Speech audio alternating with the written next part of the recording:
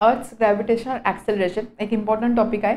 याचा यूज तुम्हाला फिजिक्समध्ये किंवा सायन्समध्ये खूप ठिकाणी होणार आहे. अगदी बेसिक टर्म आहे earth's gravitational acceleration. Earth's gravitational acceleration म्हणजे काय?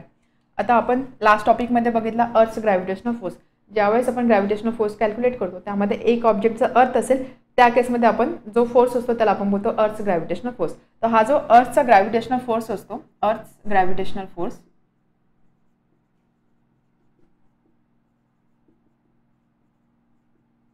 Is also called as gravity. याला आपण काय बोलतो? ग्रॅव्हिटी.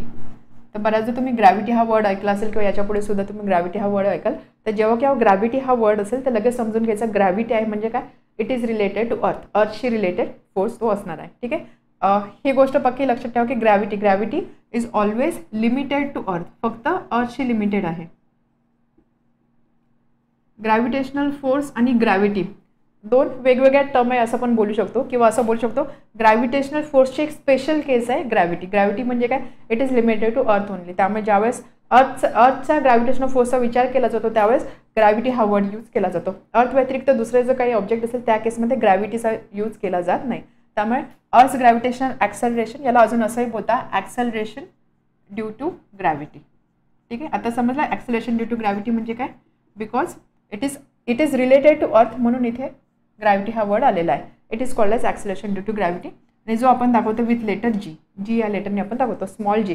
कॅपिटल जी काय असतो? कॅपिटल जी आपण न्यूटनचा जो फॉर्म्युला बघितला त्यामध्ये जी ही टर्म आपण बघितली that is universal constant. Universal gravitational constant that is capital G. Small G is acceleration due to gravity. Okay. आता what is acceleration due to gravity किंवा what is earth gravitational acceleration? आपण बघितलं की earth जे असते earth exert करते gravitational force on any object near it. आपल्या जवळ असणाऱ्या कोणत्याही एका ऑब्जेक्टवरती किंवा आपल्या जवळ आजूबाजूला असणाऱ्या ऑब्जेक्टवरती अर्थ ग्रॅव्हिटेशनल फोर्स एक्झर्ट करते. आपण न्यूटनचे लॉ बघितले क्लास 9मध्ये. त्यामध्ये आपण न्यूटनचा सेकंड लॉ बघितलेला F is equal to M A. F is equal to M A म्हणजे कोणत्या एका ऑब्जेक्टवर ज्यावेळेस आपण फोर्स अप्लाय करतो त्यावेळेस तिथे ॲक्सेलरेशन प्रोड्यूस होते. कोणत्या एका ऑब्जेक्टवरती ज्यावेळेस आपण फोर्स अप्लाय करतो त्यावेळेस तिथे ॲक्सेलरेशन प्रोड्यूस होते. इथे ग्रॅव्हिटेशनल फोर्स आहे. Force that will result in to acceleration म्हणजे तिथे ॲक्सेलरेशन प्रोड्यूस होणार आहे. ज्या ऑब्जेक्टवरती ग्रॅव्हिटेशनल फोर्स अप्लाय होते त्या ऑब्जेक्टवरती ॲक्सेलरेशन प्रोड्यूस होणार आहे. आणि हे जे ॲक्सेलरेशन प्रोड्यूस होते हे जे ॲक्सेलरेशन आहे यालाच आपण बोलतो अर्थ्स ग्रॅव्हिटेशनल ॲक्सेलरेशन किंवा acceleration due to gravity. Simple आहे. अर्थ ग्रॅव्हिटेशनल फोर्स आहे.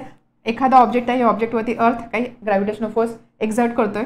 फोर्स आला according to second law Newton second law there will be acceleration. Force आला म्हणजे इथे ॲक्सेलरेशन असणार आहे.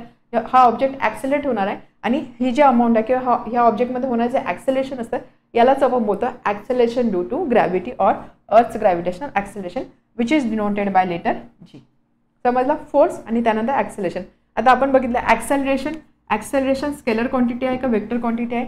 ॲक्सेलरेशन डिस्क्राईब करण्यासाठी आपल्याला मॅग्निट्यूडसुद्धा लागतं आणि डायरेक्शनसुद्धा लागतं. दोन्ही लागतं. त्यामुळे ॲक्सेलरेशन असते वेक्टर क्वांटिटी. मग ग्रॅव्हिटेशनल ॲक्सेलरेशन किंवा जी ऑफकोर्स हे सुद्धा काय असणार आहे? वेक्टर क्वांटिटी असणार आहे.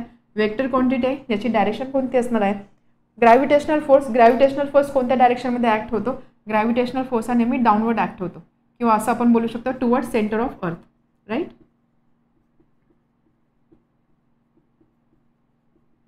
ग्रॅव्हिटेशनल फोर्सची डायरेक्शन नेहमी डाऊनवर्ड असते किंवा टुवर्ड्स सेंटर ऑफ अर्थ असतो. फोर्सची डायरेक्शन ही आहे म्हणजेच काय? ॲक्सेलरेशनची डायरेक्शन सुद्धा कोणती असणार आहे? डाऊनवर्ड टुवर्ड्स सेंटर ऑफ अर्थ. तर हे झाले डायरेक्शन सुद्धा आपल्याला समजलेलं आहे. समजले इथपर्यंत what is earth's gravitational acceleration?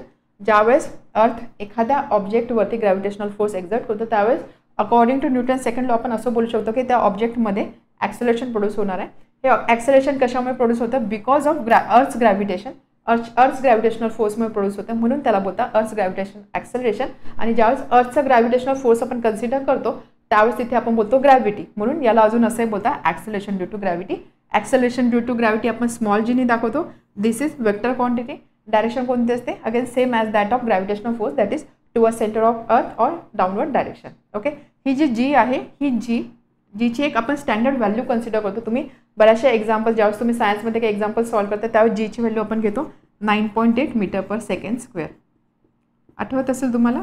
काही ठिकाणी आपण जीची व्हॅल्यू ही घेऊन एक्झाम्पल सॉल्व्ह केलेलं आहे 9.8 मीटर पर सेकंड स्क्वेअर. तर मीटर पर सेकंड स्क्वेअर म्हणजे काय झालं? Acceleration. This is gravitational acceleration. तर आता आपण ह्या व्हॅल्यूचं डेरिवेशन बघणार आहोत.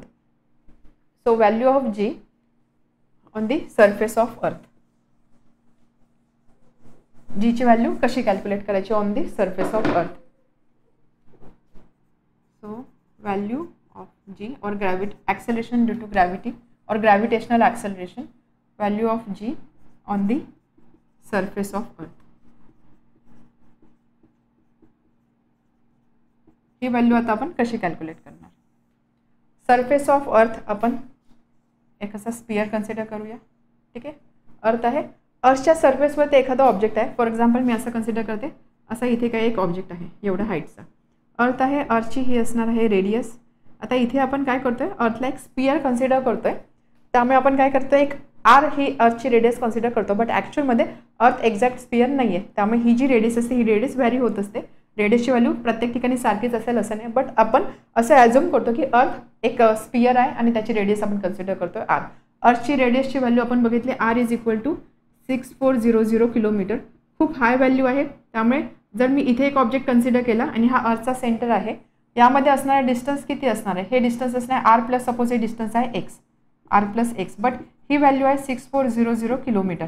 एखादा ऑब्जेक्ट किती उंच असणार आहे, किती हाईटवर असणार आहे, त्यामुळे ही जी एक्सची व्हॅल्यू आहे ही एक्सपेक्षा आर खूप जास्त मोठा असणार, त्यामुळे ही जी एक्सची व्हॅल्यू आहे आपण इग्नोर करतो आणि हे जे डिस्टन्स आहे हे डिस्टन्स आपण फक्त आर म्हणून कन्सिडर करतो. कारण R plus very small value म्हणजे फायनली ती व्हॅल्यू किती असणार, that will be equal to R, म्हणून आपण इथे फक्त आर ही व्हॅल्यू कन्सिडर करतो. ओके, तर आता आपल्याला काय करायचं आहे, value of G on the surface of earth. आपण अर्थच्या सरफेसवरती एक ऑब्जेक्ट कन्सिडर केलेला आहे. अर्थ ऑब्जेक्टवरती ग्रॅव्हिटेशनल फोर्स अप्लाय करणार, एक्झॅक्ट करणार आहे. ग्रॅव्हिटेशनल फोर्स आला म्हणजेच काय, तिथे ग्रॅव्हिटेशनल ॲक्सेलरेशन सुद्धा असणार आहे किंवा ॲक्सेलरेशन ड्यू टू ग्रॅव्हिटी असणार आहे. According to Newton's universal law of gravitation, हा जो ग्रॅव्हिटेशनल फोर्स आहे किंवा ग्रॅव्हिटेशनल फोर्सचा जनरल आपण फॉर्म्युला काय लिहितो, Gm1m2 upon d square. Okay, earth consider करतोय, त्यामुळे इथे काय होणार आहे, एक मास जो आहे, एक मास किंवा एक जो ऑब्जेक्ट आहे तो अर्थ आहे, त्यामुळे एक मास आपण अर्थच्या मासने रिप्लेस करू, दॅट इज कॅपिटल एम.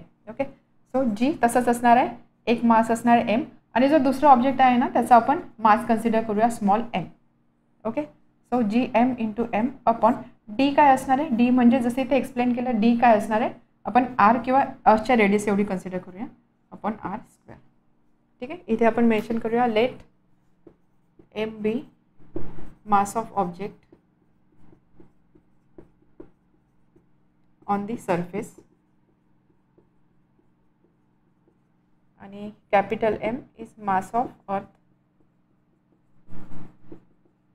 आणि आर काय, रेडियस ऑफ अर्थ. आपण हा जो ऑब्जेक्ट कन्सिडर करतोय, त्या ऑब्जेक्टवरती ग्रॅव्हिटेशनल फोर्स वर्क होते, त्यामुळे सपोज हा ऑब्जेक्ट किंवा आपण एक पर्सन कन्सिडर केला, त्या पर्सनवरती ॲक्ट होणारा ग्रॅव्हिटेशनल फोर्स जो असणार आहे तो असणार आहे त्याच्या वेट एवढा, म्हणजेच काय, किंवा आपण असं सिम्पल असं लिहू शकतो, F what is force, force काय असतो, mass into acceleration. Force is equal to mass into acceleration according to Newton second law. Acceleration इथे आपण कोणतं ॲक्सेलरेशन कन्सिडर करतो, इथे आपण ग्रॅव्हिटेशनल ॲक्सेलरेशन कन्सिडर करतो, म्हणजेच काय, इथे ए जो आहे एला मी रिप्लेस करणार जीने, बिकॉज ए काय असतं ॲक्सेलरेशन, इथे आपण कन्सिडर करतो ग्रॅव्हिटेशनल ॲक्सेलरेशन, त्यामुळे F is equal to M into G असं आपण लिहू शकतो. हा जो फोर्स आहे की जो त्या ऑब्जेक्टवरती ॲक्ट होतोय, त्या फोर्सची व्हॅल्यू काय असणार, force is equal to mass into acceleration M into G, किंवा त्याला आपण असं बोलतो वेट, वेटचा फॉर्म्युला असतो mass into G, W is equal to M into G, so F is equal to M G. हे रिलेशन आपण इथे लिहू शकतो. याला जर मी बोलली 1, याला जर मी बोलली 2, हे समजलं कसं आलं, F is equal to M एला मी जीने रिप्लेस केलं, किंवा ग्रॅव्हिटेशनल फोर्स जे एखाद्या ऑब्जेक्टवर वर्क होते किंवा ऑब्जेक्टवर ॲक्ट होतं ते त्या ऑब्जेक्टचं वेट असतं, हे आपल्याला माहिती आहे, त्यामुळे F is equal to M G असं आपण लिहू शकतो. दोन्ही साईडला फोर्सेस आहे, त्यामुळे आपण 1 and 2 इक्वेट करू शकतो. फ्रॉम 1 and 2 आपण काय लिहिणार, G M upon R square is equal to M into G. ठीक आहे, इथे काय होणार आहे, स्मॉल एम कॅन्सल होणार आहे, त्यावरून आपल्याला व्हॅल्यू मिळते जीची, G is equal to small G is equal to Gm upon R square, small G is equal to Gm upon R square. ही झाली ग्रॅव्हिटेशनल ॲक्सेलरेशनची व्हॅल्यू. यामध्ये जी ग्रॅव्हिटेशनल कॉन्स्टंट आहे त्याची स्टँडर्ड व्हॅल्यू आपल्याला माहिती आहे, एम, अर्थचं मास ती व्हॅल्यू माहिती, अर्थची रेडियससुद्धा माहिती, त्यामुळे यामध्ये व्हॅल्यू पुट करून आपण जीची व्हॅल्यू कॅल्क्युलेट करू शकतो. So next part,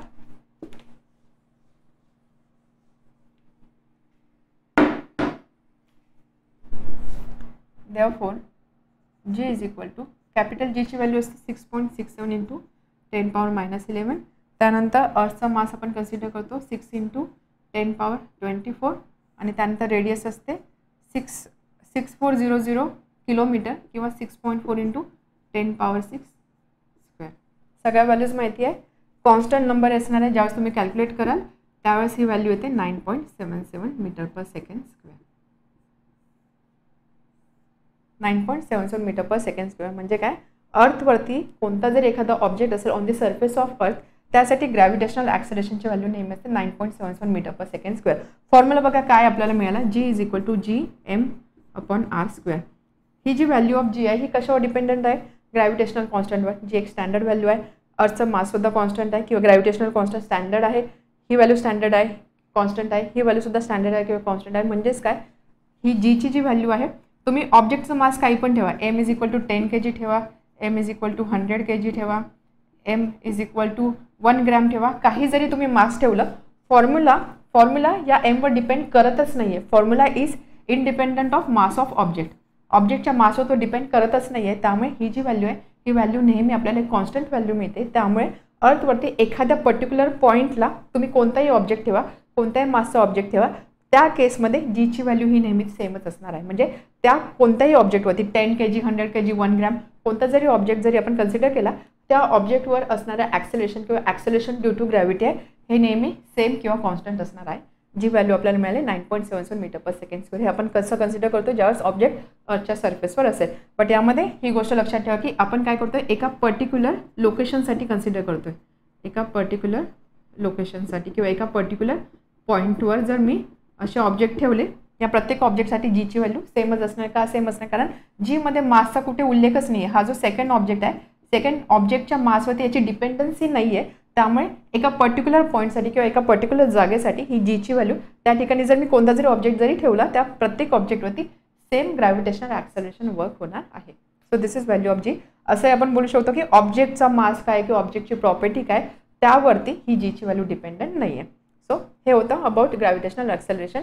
G = Gm/r² which is independent of mass of other object and this value on the surface of earth is 9.77 meter per second square. Earth's gravitational acceleration or acceleration due to gravity small g, त्याचा formula आपल्याला मिळालेला G = Gm/r². यामध्ये आपण बघितलं G, M, R या सगळ्या constant value आहे. त्यामुळे आपण कॅल्क्युलेट केली जीची value 9.77 metre per second square. या केसमध्ये जीच्या फॉर्म्युलामध्ये किंवा हे जे आपल्याला रिलेशन मिळालेलं आहे, इथे स्मॉल एम म्हणजे जो दुसरा ऑब्जेक्ट असतो त्याचा मास मेन्शन केलेला नाही. म्हणजे हा जो फॉर्म्युला आहे किंवा ही जी व्हॅल्यू आहे, this value is independent of mass of other object. दुसऱ्या ऑब्जेक्टच्या मासवर ते डिपेंडंट नाही. म्हणून आपण काय कन्क्लूड केलं की एखादा ऑब्जेक्ट 1 kg असेल, 10 kg असेल, 100 kg असेल, 1 ग्रॅम असेल, 1 मिलीग्रॅम जरी असेल तरी त्या ऑब्जेक्टवरती सेमच ॲक्सेलरेशन वर्क होणार आहे. कारण इथे एम कुठे मेन्शन केलेलाच नाही आहे. सो आपण असं बोलत होतो की value of G at a given point on earth is same for all the object independent of mass or property. Object कसाही असला, त्याची प्रॉपर्टी काही जरी असली, मास काही जरी असला तरी एका पर्टिक्युलर पॉईंट ठिकाण किंवा एका पर्टिक्युलर जागेवरती जीची व्हॅल्यू नेहमीसारखी असणार आहे. हे मेन्शन करताना आपण एका वर्डवरती आपण फोकस करत होतो, ॲट अ गिवन पॉईंट. एका पर्टिक्युलर पॉईंटसाठी जीची व्हॅल्यू सेम असणार आहे. यावरून आपल्याला काय इंडिकेशन मिळतं की आपण हे जीची व्हॅल्यू कशासाठी कॅल्क्युलेट केलेली, object on the surface of अर्थ किंवा सरफेस ऑफ अर्थवरती जीची व्हॅल्यू काय असणार आहे. यावरून आपल्याला असं समजतं की जीची व्हॅल्यू अर्थच्या सरफेसवरती सगळीकडे सारखी नाही आहे. जीची व्हॅल्यू चेंज होत असते कमी जास्त प्रमाणामध्ये. ठीक आहे. जीची value of G is not same everywhere on the अर्थ.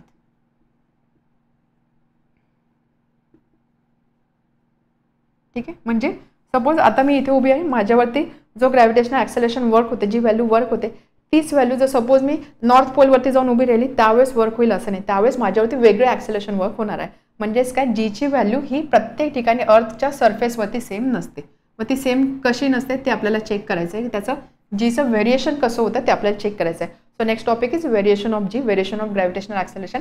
त्यामध्ये फर्स्ट आपण बघतोय variation due to change of gravitational acceleration along the सरफेसच्या अलॉंग ग्रॅव्हिटेशनल ॲक्सेलरेशनची व्हॅल्यू कशी चेंज होते ते आपल्याला बघायचं आहे.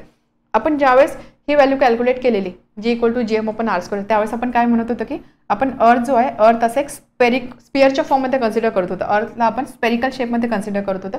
त्यामुळे आपण ही आर रेडियस कन्सिडर करत होतो. ही व्हॅल्यू हे जे डिस्टन्स आहे, हे डिस्टन्स प्रत्येक ठिकाणी सारखं आहे असं आपण बोलत होतो. त्याहून आपल्याला रिलेशन मिळालं G is equal to GM/r². Correct. आपण असं ॲझ्युम केलेलं की earth is a perfect square और स्पेरिकल शेपची आहे आणि हे जे डिस्टन्स आहे सेंटरपासून सरफेसचं हे डिस्टन्स किंवा रेडियस आहे r, त्याहून आपल्याला हे रिलेशन मिळालं. बट ॲक्च्युअलमध्ये अर्थ कधीच स्पेरिकल नाही आहे. अर्थ स्पेरिकल नाही आहे म्हणजेच काय, earth is not a perfect sphere. त्यामुळे ही जी रेडियसची व्हॅल्यू ही सारखी नसणार आहे. काही ठिकाणी रेडियस r असेल, काही ठिकाणी रेडियस r1 असेल, काही ठिकाणी रेडियस r2 असेल, काही ठिकाणी रेडियस r4 असेल, अशा वेगवेगळ्या व्हॅल्यूज असणार आहे. रेडियस जर चेंज होते, जी कशावर डिपेंड करते, मास तर कॉन्स्टंट असणार आहे बरोबर. अर्थचं मास कंटेंट तर कॉन्स्टंट असणार आहे. ही व्हॅल्यू कॉन्स्टंट आहे, जी युनिव्हर्सल कॉन्स्टंट आहे तो सुद्धा कॉन्स्टंट असणार आहे. म्हणजेच काय, g is dependent on r, या डिस्टन्सवरती डिपेंडंट आहे. जर हे डिस्टन्स जर चेंज होतं तर ऑफकोर्स जी सुद्धा चेंज होणारच आहे. त्यामुळे हा जो जीची ही जी व्हॅल्यू असते ही अर्थच्या सरफेसवरती सगळ्याच ठिकाणी सारखी असेल असं नाही. त्यामुळे ज्यावेळेस आपण ही व्हॅल्यू कॅल्क्युलेट केली त्यावेळेस आपण स्पेसिफिकली बोलत होतो की एका गिवन पॉईंटसाठी ही जी जीची व्हॅल्यू असते ही व्हॅल्यू सेम असते. एका गिवन लोकेशनसाठी जीची व्हॅल्यू सेम असते असं आपण बोलतो. पूर्ण अर्थच्या सरफेसवरती सारखे आहे असं आपण बोललेलं नाही आहोत. हे असं का होतं, बिकॉज अर्थ जो आहे, earth is not a perfect sphere. अर्थचा आकार जवळपास असा असतो, म्हणजे थोडासा दबलेला स्पियर असतो. ठीक आहे. एक स्पियर तुम्ही घेतला आणि स्पियर असं थोडासा दाबला, असा टॉप आणि बॉटमला असा दाबला, असा जो शेप असतो अशा शेपमध्ये अर्थ असते. आता हा शेप परफेक्टली ओव्हल सुद्धा नाही, परफेक्टली स्पियर सुद्धा नाही, त्याच्यामधला हा शेप आहे. त्यामुळे काय होतं की सपोज ही अर्थ आहे, इक्वेटर पोल तर आपल्याला माहिती. जर मी अर्थचा सेंटर कन्सिडर केला, दिस इज सेंटर ऑफ अर्थ असणार आहे. अर्थचा सेंटर कन्सिडर केला, अर्थचा सेंटर आणि इक्वेटर हे जे डिस्टन्स आहे, हे डिस्टन्स आणि हे डिस्टन्स याच्यामध्ये ऑफकोर्स फरक असणार आहे. बघा, सर्कल असेल, सर्कलसाठी सगळ्या रेडियाई सारख्या असतात. बट हेच जर मी आता सर्कल असा दाबला आहे, म्हणजे असं झालं आहे, तर हे जे डिस्टन्स आहे, हे डिस्टन्स आणि हे डिस्टन्स आणि हे डिस्टन्स सारखं नाही आहे. तेच इथे होतं, हे डिस्टन्स आणि हे डिस्टन्स सारखं नाही आहे. It is not a circle or it is not a sphere. हे डिस्टन्स सारखं नाही आहे.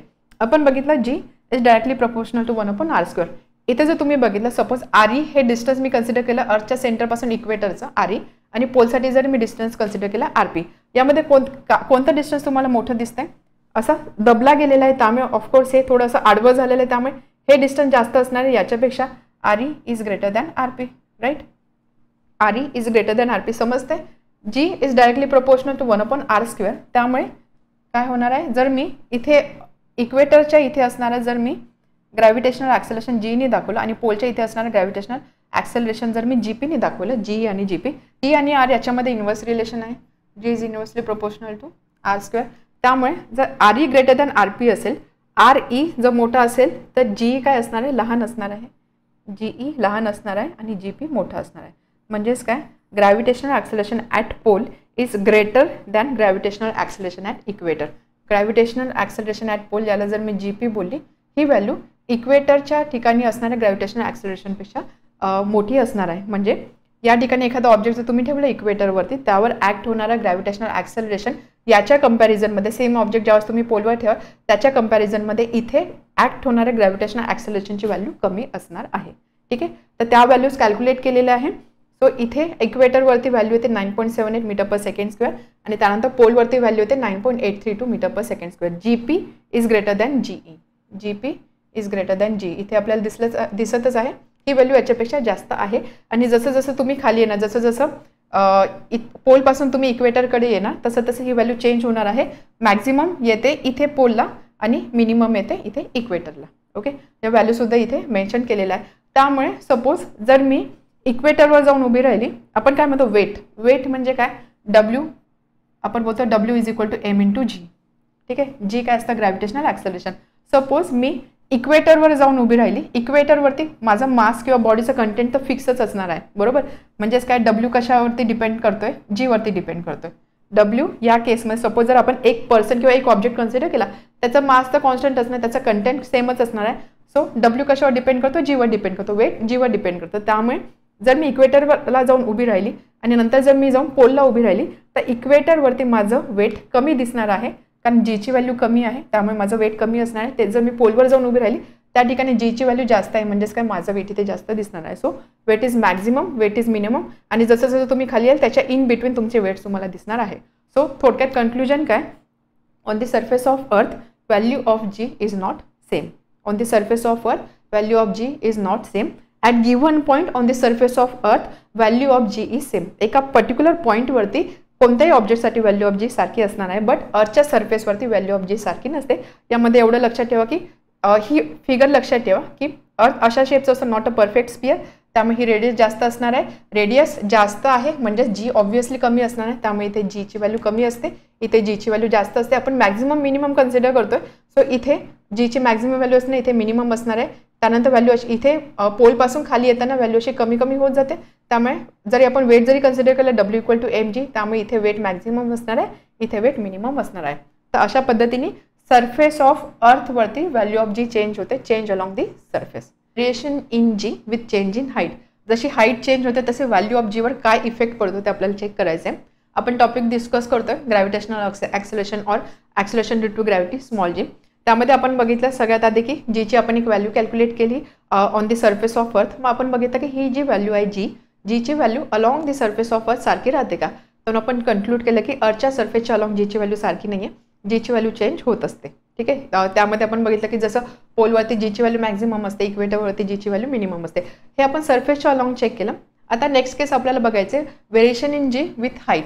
म्हणजे बघा कसं अर्थचं सर्फेसवरती आपण आता चेक केलेलं आहे. आता आपल्याला चेक करायचं एखादा ऑब्जेक्ट जर काही हाईटवरती असेल सर्फेसपासून, त्या केसमध्ये जीवरती काय फरक पडतो, किंवा एखादा ऑब्जेक्ट काही डेप्थवरती असेल त्या केसमध्ये जीवरती काय फरक पडतो. अशा 3 केसेस आपल्याला बघायच्या. अलॉंग दी सर्फेस आपण ऑलरेडी चेंज केलं, त्यावरून आपण कन्क्लूड केलं की जीची व्हॅल्यू सगळ्या ठिकाणी सारखी नसते, व्हेरी होत असते. आता आपल्याला बघायचं की एखादा ऑब्जेक्ट जर हाईटवर असेल त्या केसमध्ये जीच्या व्हॅल्यूवरती काय इफेक्ट पडतो. सो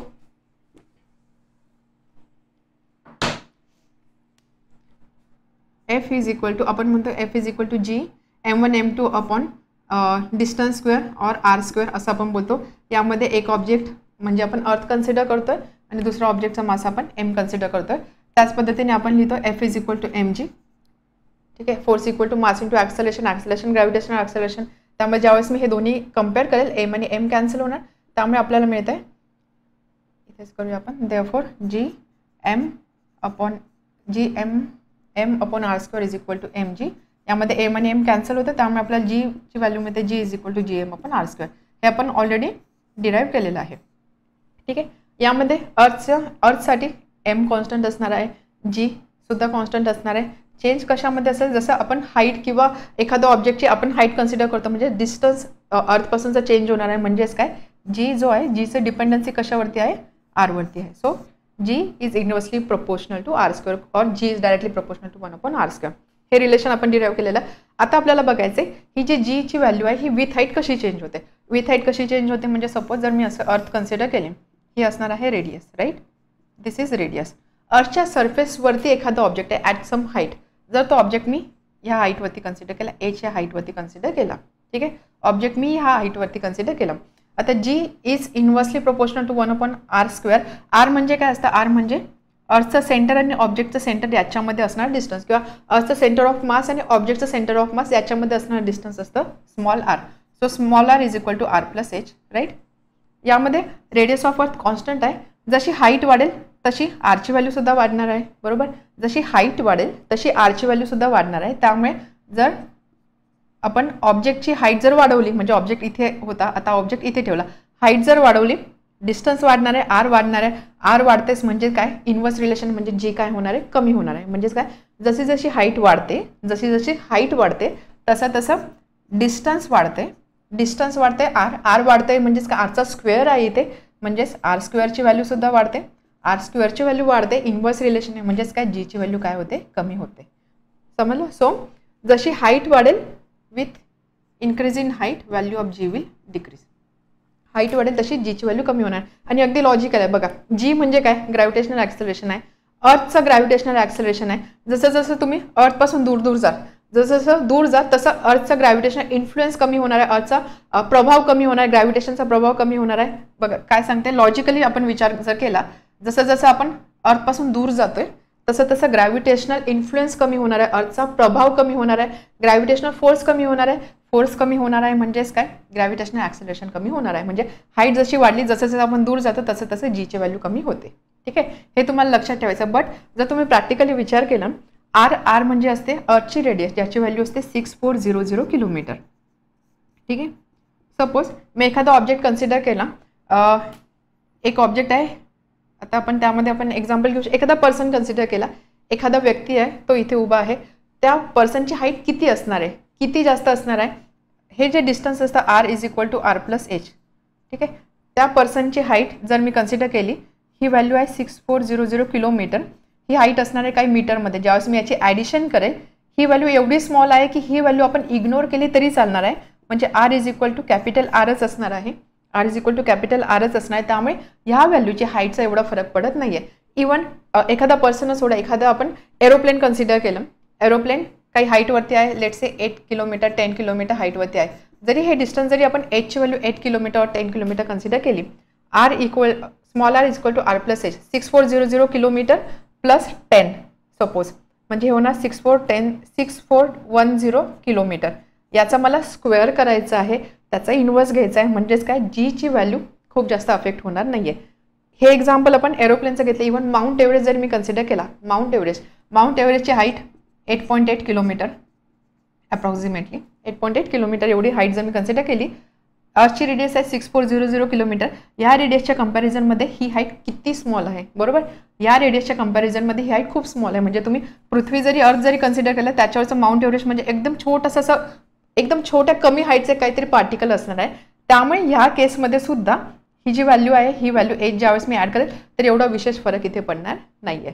समजते काय सांगते ते. सो एच जो असतो, एच सिग्निफिकंट केव्हा असतो किंवा एचचा सिग्निफिकंट इफेक्ट केव्हा पडतो, ज्यावेळेस एखादा आपण सॅटेलाइट कन्सिडर करतो की जो काहीतरी 1000 ऑफ किलोमीटरवरती आहे. त्या केसमध्ये ही जी व्हॅल्यू आहे ही काही सिग्निफिकंट अमाऊंट असणार आहे आणि त्यावेळेस जीची व्हॅल्यू बऱ्यापैकी इफेक्ट होणार आहे. बट इन जनरल आपण असं बोलतो की जशी हाईट वाढते तशी व्हॅल्यू ऑफ जी कमी होते. ठीक आहे, समजलं काय सांगण्याचा प्रयत्न करते.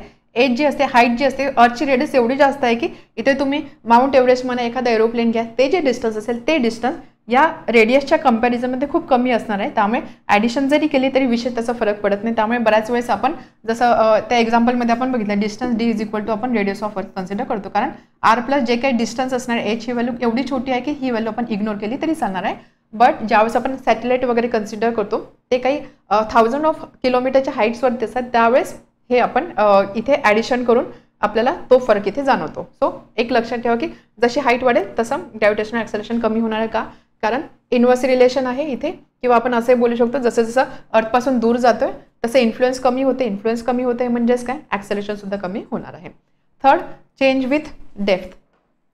हाईट वाढली, जी कमी होतोय. आता आपल्याला बघायचं की सपोज जर आपण आतमध्ये गेलो, डेप्थवरती काय इफेक्ट होणार आहे.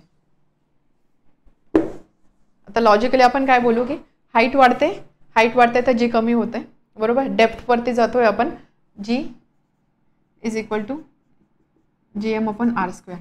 डेप्थवरती जातोय आपण म्हणजेच काय, ही व्हॅल्यू कमी होते मग जी वाढला पाहिजे असं नाही आहे. याच्या मागे रिझन आहे. आता आपल्याला थर्ड बघायचं आहे, चेंज विथ डेप्थ. आपण बोलतोय की जशी हाईट वाढते तसं जी कमी होतं. मग आपल्याला असं वाटेल की जसे आपण अलॉंग डेप्थ चालू, खाली चाललोय म्हणजेच काय, खाली चाललोय म्हणजे हे जे डिस्टन्स आहे हे डिस्टन्स कमी होतं मग जी वाढला पाहिजे असं होत नाही. का? कारण चेंज विथ डेप्थ त्याचं रिझन असं आहे की सपोज ही अर्थ आहे, ओके, आणि आपण खाली खाली चाललोय. सपोज एक हाईट एच आहे, या एच हाईटवरती ऑब्जेक्ट आहे असा, आणि हे आहे सेंटर, ठीक आहे, आणि हे आहे रेडियस ऑफ अर्थ. खाली चाललोय आपण. आता होणार काय, g is equal to GM upon R square. Logically distance कमी होते त्यामुळे आपल्याला वाटतं जी वाढला पाहिजे, बट असं होत नाही. का? कारण इथे जर तुम्ही बघितला, अर्थचा जो मास आता वर्क होते किंवा अर्थचा मास जे कन्सिडर आपल्याला करायचं आहे ते मास आपल्याला एवढंच कन्सिडर करायचं आहे, बरोबर. कारण आपण खाली चाललोय, त्यामुळे इफेक्टिव्ह मास जे अर्थचं ते फक्त एवढंच आहे. म्हणजेच काय, एमची व्हॅल्यू सुद्धा कमी होते. त्यानंतर डिस्टन्स जे आहे डिस्टन्स सुद्धा कमी होते. आणि हे दोन्ही व्हॅल्यू एकमेकांना असे बॅलन्स करतात की ज्यामुळे विथ डेप्थ सुद्धा आपण खाली जरी गेलो तरी सुद्धा जीची व्हॅल्यू कमीच होते, जीची व्हॅल्यू वाढत नाही. का? कारण इथे आपल्याला हा मास सुद्धा कन्सिडर करायचा. अर्थचा जो आता अर्थ एवढा पूर्ण जो मास आहे, एवढा पूर्ण मास ॲक्ट होत नाहीये, किंवा आपण असं बोलू शकतो या पूर्ण मासचा इन्फ्लुएन्स नाहीये. अर्थचा एवढाच पोर्शन, आपण एवढ्या हाईटवरती आहे त्यामुळे फक्त हा जो पोर्शन आहे, हा जो मास आहे, हाच इफेक्टिव्ह मास आपल्याला कन्सिडर करावा लागणार आहे. एमची व्हॅल्यू कमी होते त्यामुळे एम आणि आर हे अशा पद्धतीने बॅलन्स होता की ओव्हरऑल जीची व्हॅल्यू डिक्रीज होते. सो विथ डेप्थ सुद्धा जीची व्हॅल्यू डिक्रीज होते. With depth, as depth increases value of G also decreases. त्यामुळे एवढं लक्षात ठेवा, along the surface value of G change होत राहते. त्यानंतर आपण वरती जरी गेलो विथ हाईट जरी वाढली तरी जी कमीच होणार आहे. आपण खाली जरी गेलो, डेप्थ जरी वाढली तरी सुद्धा जीची व्हॅल्यू कमी होणार आहे. मध्ये ही थर्ड केस तुम्हाला लक्षात ठेवायची आहे की आपण खाली जरी गेलो तरी व्हॅल्यू ऑफ जी ही कमीच होते. काच कमी होते? कारण जसं आपण खाली येतोय ह्या केसमध्ये आपण या ठिकाणी आहोत. सो या केसमध्ये अर्थचं जे मास आहे किंवा अर्थचा जो पोर्शन आहे की जो ग्रॅव्हिटेशनल फोर्स एक्झर्ट करतो तो पोर्शन किंवा तो मास सुद्धा कमी झालेला आहे. एमची व्हॅल्यू चेंज होते, आरची व्हॅल्यू चेंज होते आणि हे जे इथे होणारा जो चेंज आहे याचा इफेक्टिव्ह रिझल्ट किंवा याचा कंबाईन रिझल्ट म्हणून व्हॅल्यू ऑफ जी सुद्धा चेंज होते. ओके, तर हे होतं variation of gravitational acceleration along the surface, change with height and change with depth. यानंतर आपल्याला एक छोटासा टॉपिक बघायचा आहे, मास अँड वेट. मास आणि वेट यामध्ये काय डिफरन्स असतो हे तर आपल्याला माहिती आहे. नसेल माहिती तर परत एकदा आपण रिवाइज करूया. मास आणि वेट, मास आणि वेट यामध्ये बेसिक डिफरन्स काय? मास आणि वेट. मास म्हणजे काय? मास म्हणजे एखाद्या ऑब्जेक्टचा किंवा एखाद्या बॉडीमध्ये किती अमाऊंट ऑफ मॅटर आहे किंवा किती कंटेंट आहे त्याला आपण बोलतो मास. ठीक आहे, mass is amount of matter और कंटेंट ऑफ द बॉडी. मास म्हणजे काय? त्या ऑब्जेक्टमध्ये किती मॅटर आहे, किती कंटेंट आहे त्याला आपण बोलतो मास. वेट म्हणजे काय? फोर्स विथ विच अर्थ attracts the body or earth attracts the body or object. आणि वेट म्हणजे काय असतो? वेट म्हणजे फोर्स असतो, फोर्स विथ विच अर्थ अट्रॅक्ट्स द ऑब्जेक्ट. ठीक आहे, तो ऑब्जेक्ट अट्रॅक्ट करणारा जो फोर्स अर्थ त्या ऑब्जेक्टवरती एक्झर्ट करतो तो जो फोर्स असतो त्याला आपण बोलतो वेट. मास आपण कशाने दाखवतो? स्मॉल एमनी. आणि वेट आपण दाखवतो डब्ल्यूने. हे तर माहिती मास आणि वेट. मास आणि वेट ह्या दोन वेगवेगळ्या टर्म्स आहे. मास आपण कशामध्ये मेजर करतो? मास आपण मेजर करतो केजीमध्ये. जसं आपण अर्थचं मास मेन्शन केलेलं ते आपण केजीमध्ये केलेलं, किंवा पर्सनचं आपण मास मेजर केलं, ऑब्जेक्टचे मासेस मेजर केलेले ते आपण केजीमध्ये मेजर केलं. वेट जे असतं, वेट काय? Weight is a force. Weight काय? आपण बोलतो वेट इज अ फोर्स. त्यामुळे फोर्सचं युनिट काय असतं? न्यूटन. त्यामुळे वेटचं युनिट काय असणार आहे? न्यूटन. ठीक आहे. मास जे असतं, मास हे कधीच चेंज होतं. Mass is always constant. Mass is always constant. एखाद्या बॉडीचा कंटेंट किंवा एखाद्या बॉडीमध्ये किती अमाऊंट प्रेझेंट आहे हे नेहमी कॉन्स्टंट असणार आहे. त्यामुळे मास आहे, मास हा नेहमी कॉन्स्टंट असतो. What about weight? Weight constant असेल का? वेट म्हणजे काय? डब्ल्यूचा फॉर्म्युला आहे W is equal to M into G. Weight is, कारण वेट म्हणजेच काय? फोर्स असतो. फोर्स म्हणजे काय? न्यूटन सेकंड लॉ सांगतो force is equal to mass into acceleration. ज्यावेळेस आपण इथे ॲक्सेलरेशन विचार करतो किंवा फोर्स बोलतो आपण, हा फोर्स कोणता? अर्थने एक्झर्ट केलेला फोर्स आहे, ग्रॅव्हिटेशनल फोर्स आहे. त्यामुळे इथे असणार आहे ग्रॅव्हिटेशनल ॲक्सेलरेशन म्हणून F is equal to M G असणार आहे. आणि हा जो ग्रॅव्हिटेशनल फोर्स आहे यालाच आपण वेट बोलतो. So W is equal to M G. यामध्ये आपल्याला माहिती आहे की मास तर फिक्स असतं, एमची व्हॅल्यू फिक्स असणार, बट व्हॅल्यू ऑफ जी आपण आत्ताच बघितलं, जीची व्हॅल्यू कधीच फिक्स नसते, जीची व्हॅल्यू व्हॅरी होते. त्यामुळे वेट जे आहे, weight is not always constant. W is not always constant. याच्या मागचं रिझन समजलं वेट का कॉन्स्टंट नसतं? कारण डब्ल्यू जीवर डिपेंड करतो आणि जीची व्हॅल्यू कॉन्स्टंट नसते, त्यामुळे डब्ल्यू कधीच कॉन्स्टंट नसतो. बट मास एखाद्या अमाऊंटमध्ये किती मॅटर प्रेझेंट आहे ते अमाऊंट नेहमी फिक्स असणार आहे. त्यामुळे मास इज ऑलवेज कॉन्स्टंट. अजून आपण असं लिहू शकतो, mass example, mass of object on earth and moon is always same. एक ऑब्जेक्ट आहे तो अर्थवर आहे, तोच ऑब्जेक्ट जर मूनवर ठेवला, दोन्ही ठिकाणी मास सेमच असणार, कारण मास म्हणजे त्या बॉडीचं कंटेंट आहे, ते कंटेंट कधीच चेंज होणार नाही. त्यामुळे मास नेहमी सेम असणार आहे. बट हा जर ऑब्जेक्ट जर मी अर्थवर ठेवलं आणि मूनवर ठेवलं आणि त्यांचं मी वेट कन्सिडर केलं, अर्थ आणि मूनसाठी व्हॅल्यू ऑफ जी वेगवेगळी असणार आहे. अर्थ आणि मूनसाठी एमची व्हॅल्यू तर सेमच असणार, but value of G for earth and value of G for moon different असणार आहे. त्यामुळे वेट जे आहे, मूनवरचं वेट आणि अर्थवरचं वेट हे सुद्धा वेगवेगळं असणार आहे. So weight of object on earth and moon is different.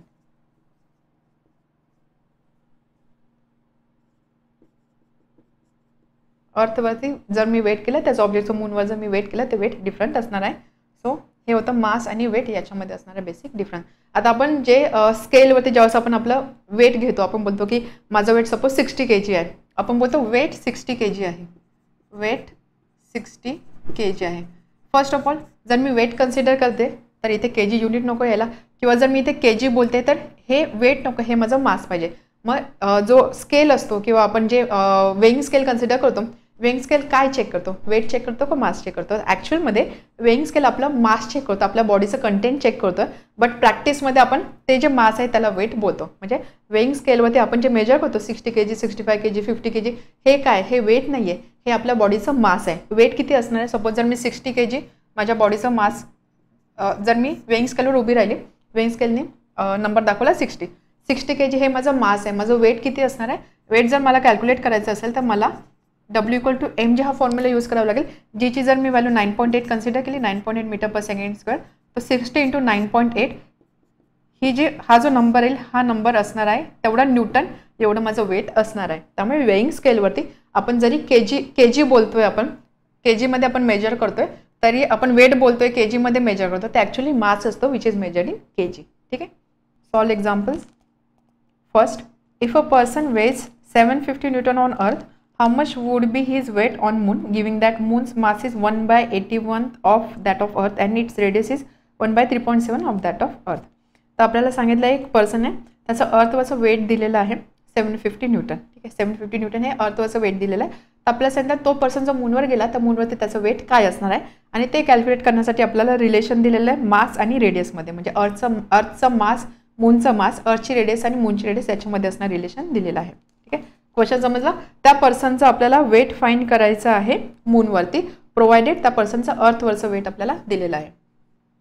So what is given, if person weighs 750 newton on earth, अर्थवरचं त्याचं वेट दिलेलं आहे आपल्याला on earth. Weight is equal, याला आपण बोलू W1, that is equal to 750 newton. What would be his weight on moon, मूनवरचं weight आपल्याला फाइंड करायचं आहे.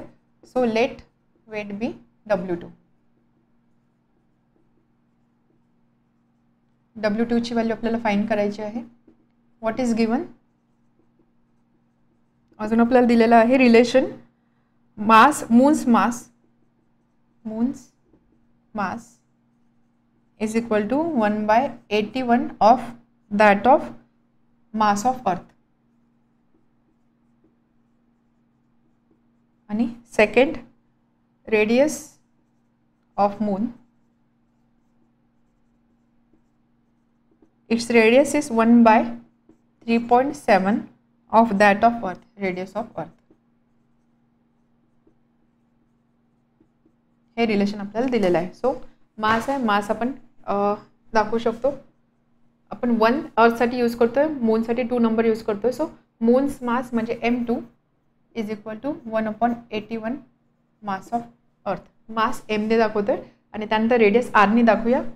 सो रेडियस ऑफ मून म्हणजे R2 is equal to 1, capital R दाखवू, R2 is equal to 1/3.7 R1. ठीक आहे. वेट आपल्याला find करायचं आहे. आपल्याला माहिती आहे since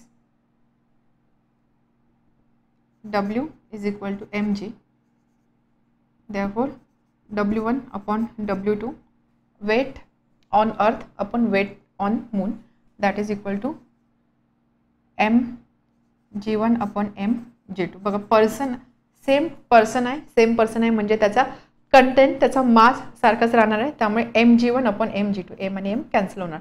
so that is equal to g1 upon g2. एक डायरेक्ट रिलेशन आहे. आता g1 आणि g2 आपण कसं कॅल्क्युलेट करणार, आपल्याला माहिती की g is equal to gm upon r square. हे रिलेशन आपण बघितलेलं, g equal to gm upon r square. यामध्ये g ची व्हॅल्यू कॉन्स्टंट युनिव्हर्सल, ठीक आहे, आपण इथे लगेच पुट करूया. g ज्यावेळेस मी 1 नंबर कन्सिडर करते, अर्थचा विचार करते, जी ची व्हॅल्यू युनिव्हर्सल आहे, जीच असणार आहे. त्यानंतर अर्थचा मास मी m1 कन्सिडर करेल, आणि जसं इथे आपण कन्सिडर केलेलं अर्थचा मास मी m1 कन्सिडर करते, कॅपिटल दाखवूया आपण. आणि त्यानंतर अर्थची जी रेडियस आहे त्याला मी r1 कन्सिडर करते, g m2 upon r2 square. ठीक आहे, m1 r1 m2 r2, g आणि g कॅन्सल होणार. So that is equal to m1 upon r1 square, आणि इथे असणार m2, इथे असणार r2 स्क्वेअर. याला मी असं लिहू शकते m1 अपॉन m2 आणि r2 upon r1 hole square. So हा जो रेशो आहे हा रेशो आला एवढा. आपल्याला फाइंड करायचा आहे W2. Therefore W1 upon W2 is equal to m1 upon m2, m1 upon m2, m1 upon m2 is equal to 81 आणि त्यानंतर r2 upon r1 1 upon 3.7. So W1 upon W2 is equal to M1 upon M2 81 multiplied by R2 upon R1 square म्हणजे 1 upon 3.7 square. ठीक आहे.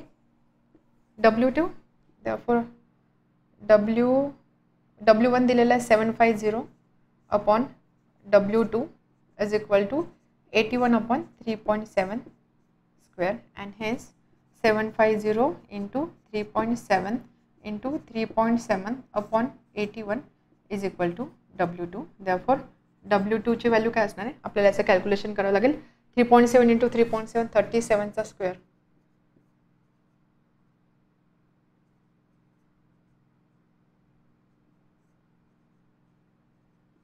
$13.69 750 into 13.69 upon 81 1369 multiplied by 75.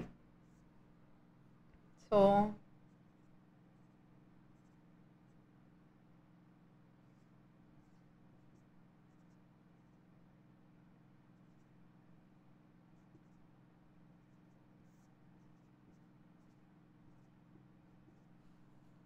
Product येणार आहे 102675 हा 0 त्यानंतर 212 upon 81. So हे तर बस कॅल्क्युलेशनच आहे. कॅल्क्युलेशन तुम्ही करू शकता. अपॉन 81 आपल्याला ही डिव्हिजन फाइंड करायची. सो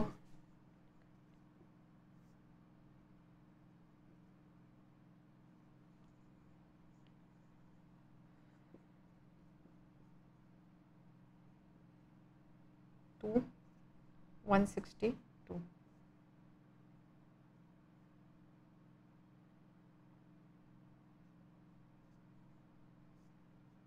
त्यानंतर 7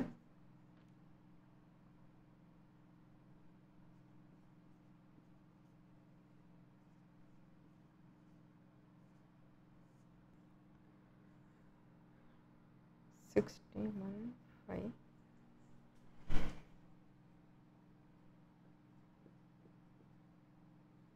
7 एवढे नंबर सफिशियंट आहे. So that is equal to 126.7 weight आहे त्यामुळे त्याचं युनिट आहे न्यूटन. सो त्या पर्सनचं वेट अर्थवरती 750 न्यूटन होतं आणि सेम पर्सन जेव्हा मूनवर जाईल तेव्हा त्याचं वेट असणार आहे 126.7 न्यूटन. आता हे जर दोन वेट तुम्ही रिलेट केले याच्यामध्ये असणारं रिलेशन बघितलं तर एक्झॅक्टली हे जे वेट आहे मूनवरचं वेट हे 1/6 टाइम्स असणार आहे अर्थच्या वेटपेक्षा. W2 is equal to 1/6 times of weight on earth. असं का कारण जर अर्थ आणि मूनचं ग्रॅव्हिटेशनल ॲक्सलरेशन जरी तुम्ही कम्पेअर केलं मूनचं ग्रॅव्हिटेशनल ॲक्सलरेशन हे अर्थच्या ग्रॅव्हिटेशनल ॲक्सलरेशनच्या 1/6 टाइम असतं आणि त्यामुळे त्याचा रिझल्ट म्हणून वेटसुद्धा 1/6 असणार आहे.